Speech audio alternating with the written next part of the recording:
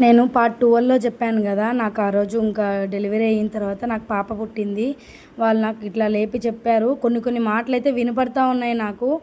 Madam వాళ్ళు లేపి నాకు ఇట్లా పాప పుట్టిందమ్మా అని చెప్పారు, చూపించారు. నాకు అది అంతగా గుర్తులేదు కానీ చెప్పింది మాత్రం గుర్తుంది. నాకు టైం కూడా చెప్పారు మేడము, ఇట్లా తల మీద ఇలా తట్టి 3:53 అవుతుంది, నీకు ఇప్పుడు పాప పుట్టింది అని చెప్పారనమాట. చాలా హ్యాపీ ఫీల్ అయ్యాను.